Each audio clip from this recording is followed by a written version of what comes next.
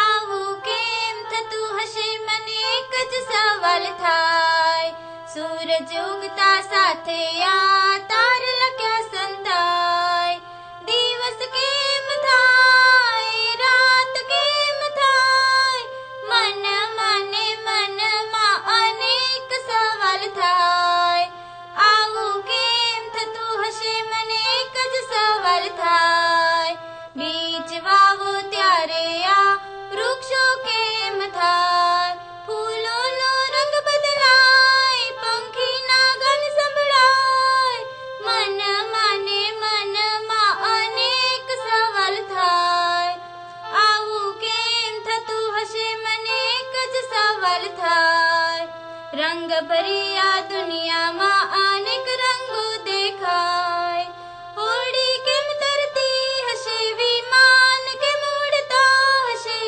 મનમાં અનેક સવાલ થાય. બધા સવાલોનો ઉપાય શાળામાં જઈને થાય, લખીએ વાંચીએ નાચીએ કૂદીએ મજા પડી જાય, અરે ભાઈ મજા પડી જાય, અરે ભાઈ મજા પડી જાય.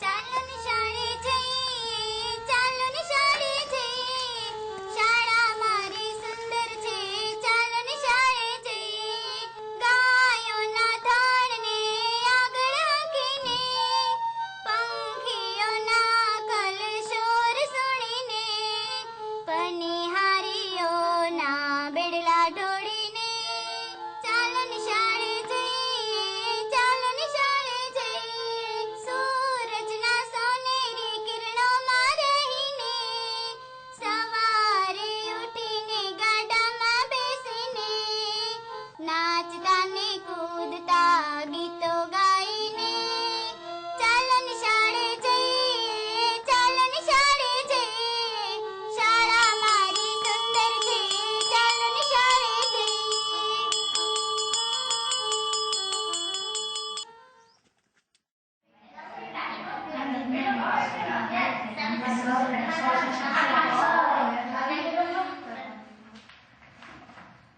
ચાલો બાળકો, આજે હું તમારા માટે આ થેલામાં દુનિયા લાવ્યો છું. દુનિયા. અરે આટલા મોટા થેલામાં આવડી મોટી દુનિયા એ કેમ સમાઈ શકે?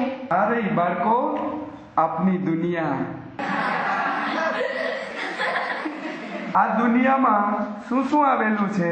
આ દુનિયામાં ડુંગર આવેલા છે, આ દુનિયામાં પાણી આવેલું છે, આ દુનિયામાં જીવજંતુ આવેલા છે, આ દુનિયામાં વૃક્ષો આવેલા છે, ખૂબ સરસ. આ દુનિયામાં ભૂમિ આવેલી છે.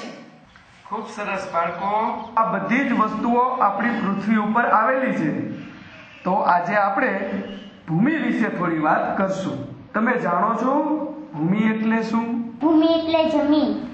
રૂક્ષના બેટા, તમે જવાબ આપો છો હવે. ભૂમિ એટલે આપણે જેના પર રહીએ છીએ તે. ખૂબ સરસ. ભૂમિ એટલે પૃથ્વીની સપાટી પરનું પડ. સરસ, ખૂબ સરસ. ભૂમિ એટલે પૃથ્વીની સપાટી પરનું પડ. આ પૃથ્વીનું પડ કેવી રીતે બને છે તમને ખબર છે? આજે આપણે એક રમત રમી અને જાણીએ કે પૃથ્વીનું અંદરનું પડ કેવું હોય.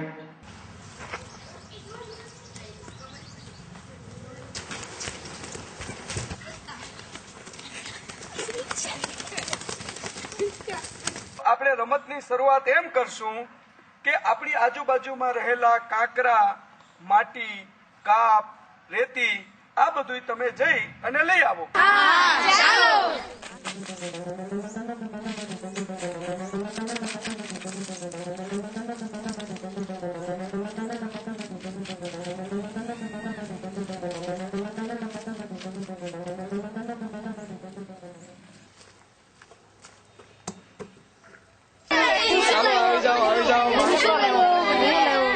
મોટા પથ્થર લઈ આવ્યા હોય એ સૌથી પહેલા કાચની પેટીમાં નાખો.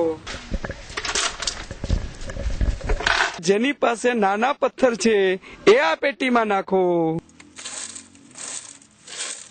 હવે જે રેતી લાવ્યા હોય એ રેતી આ પેટીમાં નાખો.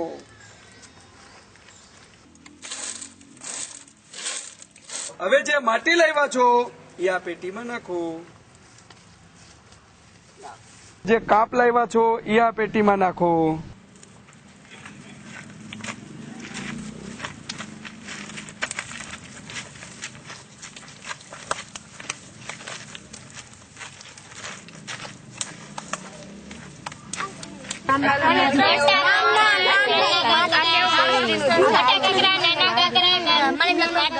આપણી પૃથ્વીનું અંદરનું પડ આ જ રીતનું બનેલું છે.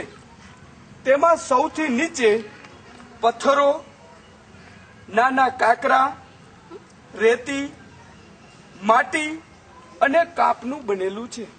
આ કાપ અને માટી આપણે ખૂબ ઉપયોગી છે, જે ફળદ્રુપ અને ઉપજાઉ છે. આ જમીનનું ઉપરનું પડ કેવી રીતે બને છે, એના સ્તરની રચના કેવી રીતે થાય છે, એની વિસ્તૃત ચર્ચા અને જાણકારી આપણે આવતીકાલે મેળવશું. આપણે લાવેલ પથ્થર, કાંકરા અને શાળામાં ફેલાયેલ પ્લાસ્ટિકથી ગંદકી થઈ ગઈ છે. તો ચાલો આપણે શાળામાં સફાઈ કરી અને શાળાને ચોખ્ખી કરીએ. અરે આ આપણું કામ થોડું છે, આપણે થોડું આ કરાય. આ શાળા તો આપણી જ છે, એટલે આ કામ આપણું જ છે.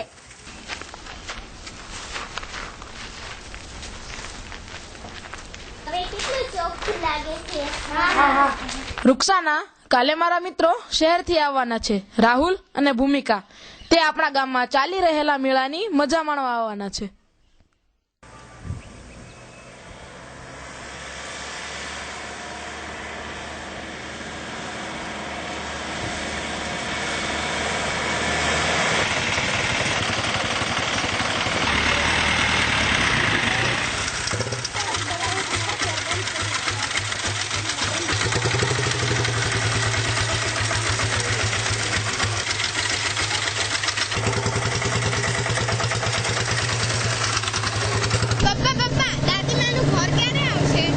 બસ બેટા, હમણાં જ આવી જશે.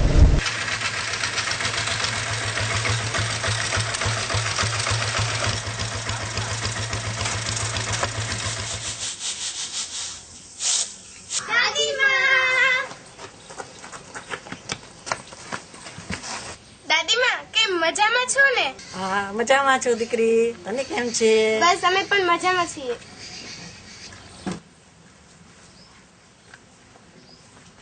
દાદીમા, મને તરસ લાગી છે. હા, મને પણ લાગી છે. પહેલા હું પીશ. પહેલા હું પીશ. પહેલા હું પીશ. આ શું કર્યું? માટલું ફોડી નાખ્યું?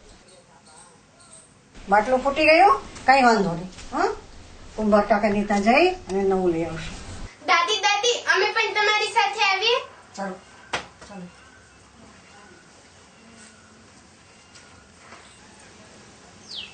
દાદીમા, આ માટલું શામાંથી બને છે? માટલું તો માટીમાંથી બને છે. દાદીમા, આ માટીમાંથી માટલું બને છે? ના બેટા, આ માટીમાંથી નહીં, પણ કઈ માટીમાંથી બને છે અને કેવી રીતે બને છે તે આપણે કુંભાર કાકાને જઈને તને બતાવીશું.